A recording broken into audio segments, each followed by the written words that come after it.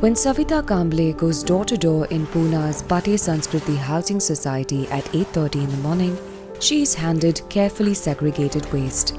There is a bucket with wet waste, another with dry. Then there is the sanitary waste rolled in old newspapers and marked with a red dot, so that Kamble knows exactly what it is. The Red Dot campaign, as it is called, under which residents are expected to separate the sanitary waste, is driven by Swachh, a cooperative of sanitation workers like Kamble. An endeavour such as this one is unique to Pune. The city currently engages 3,700 Swachh workers who collect waste from an estimated 9.5 lakh households every day, or nearly 70% of the entire city. तुम्ही त्याला एवढं म्हणजे चिळशी येते तुम्हाला आम्हाला किती येते असेल आम्ही ज्या हाताने खाणार त्याच हाताने आम्ही ते हाताळणार तर मग आम्ही म्हणजे लय नागरिकांना सांगितलं की ते गुंडाळून द्यायचं जेणेकरून आम्हाला म्हणजे आमच्या पण आरोग्याला धोका आहे ना त्याचा की जेणेकरून आमचं आरोग्य नीटनेटकं राहावं म्हणून आम्ही नागरिकांना सांगायचो की ती रॅप करून द्या. Sanitation workers like Nainavri themselves have been a part of awareness drives to teach residents how to segregate this waste. Waste that includes menstrual pads, adult and children diapers and condoms.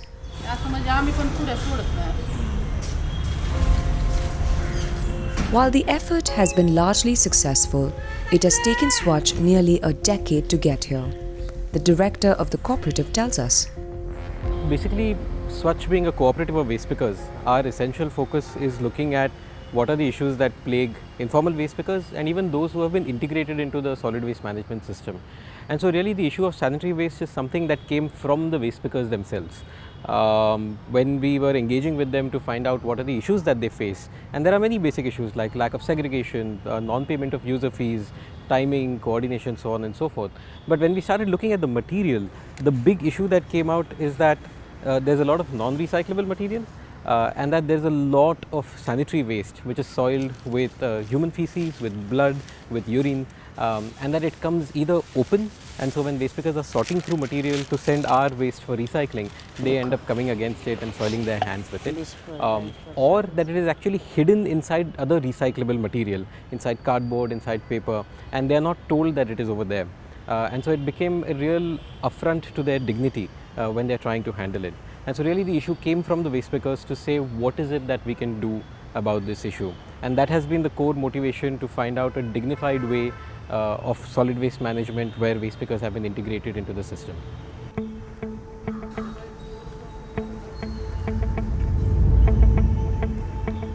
The model could offer a blueprint to the other cities looking to manage their sanitary waste better while preserving the dignity of the sanitation workers.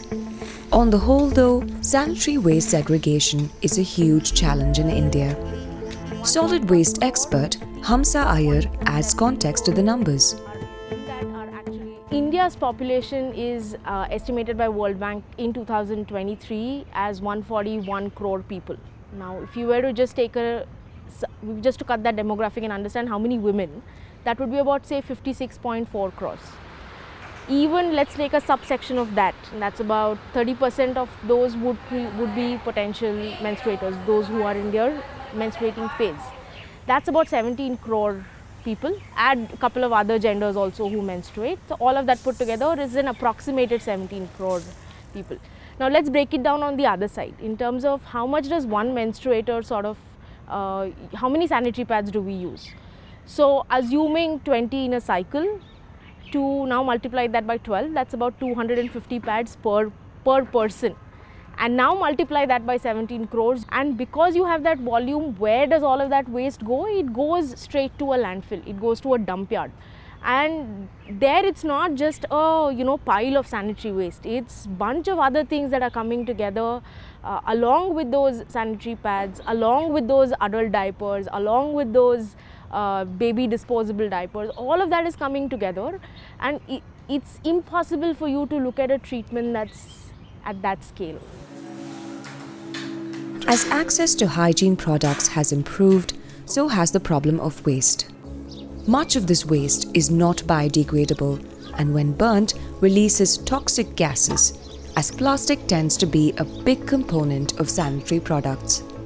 In India, so far, this waste, even if segregated, mostly ends up in landfills and incinerators. It is this situation that PadCare, a Pune-based startup, is hoping to solve. The company collects sanitary waste from corporations and from housing societies in specially designed bins. This waste is then processed. The result is plastic and pulp. At-source disposal, where user is disposing, reverse logistics, and the recycling, that what we guys are doing. At-source disposal, we have developed dedicated PadCare bin, which is small compact device. We are providing it a free of cost that goes into individual cubicle, where user can dispose the pad or the woman can dispose the pad while maintaining her own health, hygiene and privacy. The beauty of these bins, these pads can store for 30 days without any odor and bacterial growth. That ensures the hygiene aspect. Then our trained EHS staff, service executives are going there collecting this sanitary waste as per with our dedicated reverse logistics system. And then when all this collected material goes to our nearest material recovery center. At Material Recovery Center, we have developed this world's first PadCare X machine that can handle daily up to 1.5 metric ton sanitary napkins processing. One is a plastic, which is a PE rich, and one is this kind of pulp. This pulp is more than 98% pure, having different application in different industries like paper and packaging industry. Then plastic, we convert into granules. This granules is made from that. This plastic, we convert into this kind of granules, right? And these granules, we are converting back to the PadCare bin that goes into that at a client location or a woman where she is disposing the pad. So this is how we are taking the circularity into the picture.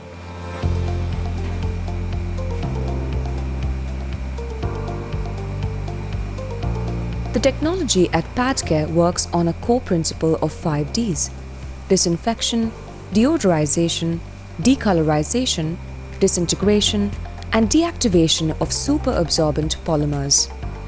This machine is said to be able to handle up to 1.5 metric tons of sanitary napkins on a daily basis. There is huge demand across globe. We are getting almost, as per my knowledge, from 32 countries we got LOIs. From Australia, from Canada, from US market, from UK market, Singapore, UAE. So all most of the countries, advanced countries, they are looking for this kind of particular solution. The global, we want to take this technology or revolution from India to the global, rather than always it's happened from the global to the India, and that is something what we are dreaming of. The Pune Municipal Corporation has recently employed a similar technology with help from US multinational company Procter & Gamble to deal with its sanitary waste at scale.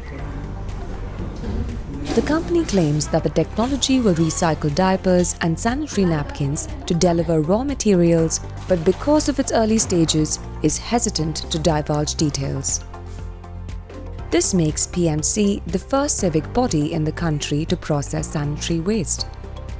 The plant has a capacity of 50 tons per week capacity, and actually more than that. This is a very important and very useful plant because it is unique, I would like to say, because the first plant is in Italy, but it is in a pilot phase, and this is the first, the big plant, or this capacity plant is first in India, or the first in the world. This plant is there, and it is installed through Procter & Gamble, and there will be recycling the entire waste, means whatever the sanitary waste is put up, then it will be segregated, it will be shredded, the autoclaving will be done, disinfection will be done, and then the recycling of all the parts, means the fiber, cloth, cotton, and everything will be separated, segregated, and each and every component will be recycled. So that plant is really good, and it has actually started, but not with the full capacity, but it will be taking the whole capacities very soon, because all the machinery is in place.